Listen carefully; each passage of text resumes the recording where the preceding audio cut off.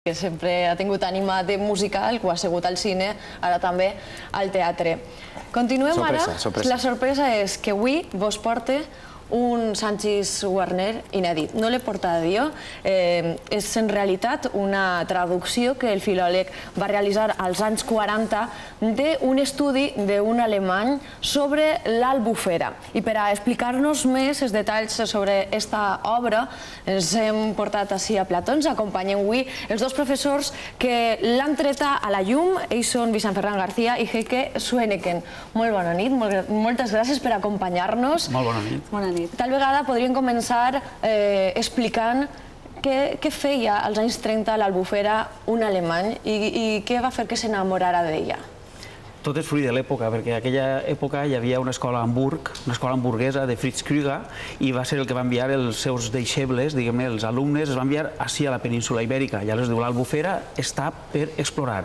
I va enviar un senyor, va estar 2 mesos, i va fer la tesi doctoral sobre l'Albufera de València. Sí, de vegades... A mi me crida l'atenció el tema de que han sigut estrangers sempre que han vingut a descobrir els nostres valors. Ja Gibson va descobrir les Alpujarres. Johann Welter va descobrir la muntanya sagrada del Penyagolosa. I este senyor, l'Albufera de València. Que fora vindran i ens descobriran. El que tenim a casa no sabem sempre els productes, tot el que tenim no sé, tot València pareix que no ho coneixem. I venen de fora i veuen eixa gràcia, no? De com en el 1930 vivia la gent primitivament, com pescaven i com, diguem-ne, que tenien la descripció dels pardalets, la descripció dels patos, etc. que hi havia ahir, i té la seva gràcia. Clar, Sanchis Guarner després el que va incansable, avui estava jo amb el fill i m'ho comentava, i incansable el que va dir, això s'ha de traduir, el va traduir al castellà per aquella època.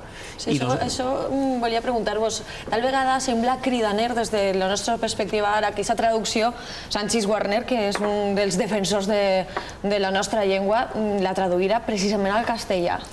Ell era fill de Menéndez Pidal i Tomàs Navarro Tomàs. Ell es va formar a l'escola espanyola dels anys 30, també Sanchis Guarner. Aleshores, no era una època encara com la que tenim actualment i això, i ell va decidir segurament que arribaria més públic, més al públic romànic, i va traduir al castellà. El llibre descriu els paisatges de l'Albufera, però també té un important valor etnogràfic perquè també parla de la seva gent. Clar, el llibre és antropològic, diria jo fins i tot, etnogràfic però antropològic, perquè és la gent, les persones, la barraca, i aquests contactes que tenien entre Catarroja o tenien entre el Palmar, o tenien, diguem-ne, que hi ha una riquesa també del que era el poble valencià en aquesta època, però contraposa a les barraques de la ciutat de València que eren més desenvolupades, no? Però tot això sempre passant-ho pel tamís de l'Alemanya. Sí que, què descobria un alemà per a vindre així i escriure un llibre?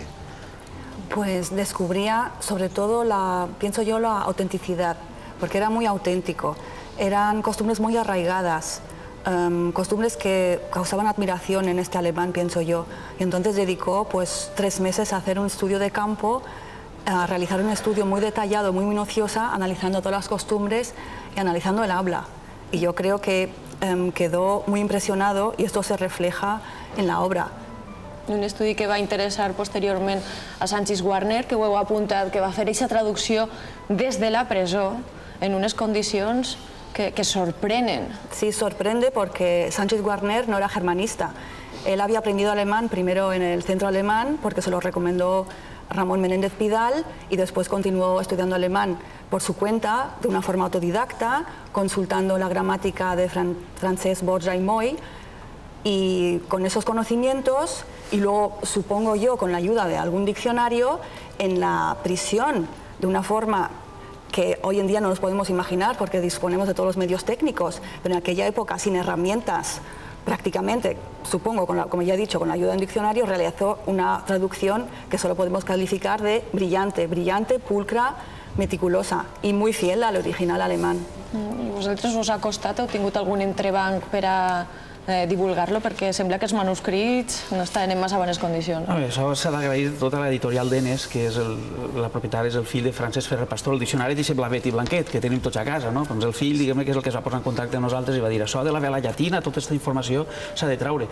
I realment el manuscrit està a Elx, i nosaltres el vam descobrir i està, la veritat, en un estat de conservació. Hem fet una fotografia així al llibre, que està, pobret, està mig cosit i tot, i el capítol 8 no estava traduït. Va ser Heike el que va fer aquesta traducció. Vicent, Conta'm algo del llibre. Com se vivia en l'Albufera en els anys 30? No es vivia com ara. No hi havia viatges a motor, ni televisió ni res. Ni caçadors. No, jo l'altre dia estava veient els de Silla, els de la gent de la Vela Llatina, i em comentaven i diu, ai, els meus iaios, els meus avis, quan vivien així, a l'Albufera estava tot claret, l'aigua clareta, però han patit molt, es patia moltíssim. Pensa que és un lloc estancat també i que fins i tot hi havia febres i podien morir. Es vivia molt primitivament. Jo crec que els alemanys, el Max Tede, ho va descobrir d'aquesta manera, una cosa tan, diguem-ne, primitiu que li va copsar. Clar, com feien la casa, on feien la llar... Era Canyes i Barro? Exacte, Canyes i Barro apareix moltíssimes vegades. Per exemple, una curiositat de la barraca. La barraca diuen que és la quilla d'un barco al revés. S'agarra la quilla del barco i és la barraca. Per exemple, són curiositats que contaven Canyes i Barro i que Tede també no para de citar en aquella època. I què vos mou a vosaltres a recuperar estos textos? A treure-los de l'oblit, perquè potser era una joia que estava dormint en algun arxiu. Realment els germànics, els alemanys han fet moltíssim per la nostra llengua, ha tingut bastant repercussió a Alemanya, no? Però també hi ha un altre professor, Ferran Robles, que és el que ha començat també a fer diferents publicacions. Nosaltres, això era una cosa més personal de Sanchis Guarner perquè és nostre, i feia 100 anys del seu naixement, 30 anys de la seva mort, i feia 25 anys també de l'Albufera de València, de la declaració del patrimoni com a parc natural, i 100 anys de la sessió de la corona. Havíem aprofitat, diguem-ne, tot el conjunt d'efemèrides i ho hem tret a la llum. En Twitter vos fan una pregunta, vaig a reproduir-vos-la. Robert de Sable vos pregunta concretament què pensaria ara Sanchis Guarner de tot el que està passant ara a la comunitat, a la seva terra, en bancarrota? Són preguntes un poc rebuscades, que són anacròniques. Sanchis Guarner en la seva època va patir tots els seus problemes, a més la batalla a València, tot això. I jo crec que ell estaria content. El que tenim ara en la societat valenciana, tal com la tenim organitzada, la tenim avançada. Jo crec que ell estaria bastant content. Una altra cosa és que sempre es podien millorar algunes coses, però que ell va tenir una vida de patiment molt forta i ara jo crec que les coses han canviat moltíssim, però ell podria estar... Si me permitís, per acabar, volia fer-vos una pregunta, però me la tenen que contestar de veritat. Ahí està la recepta de veritat de la llepebre?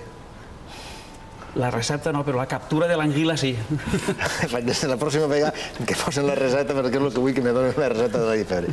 Moltes gràcies, Vicent. Moltes gràcies. Us queda feta aquesta recomanació, com han pogut comprovar els nostres espectadors, la història d'aquest llibre és quasi tan interessant com la història que conten en les seues pàgines. Moltes gràcies per acompanyar-nos. Més coses ara? Tenim més coses molt presentes? Sí, acabem a la passarel·la de Milà. Hem vist avui les últimes novetats que ens proposa Donatella Versace per a moda d'home, en aquest cas.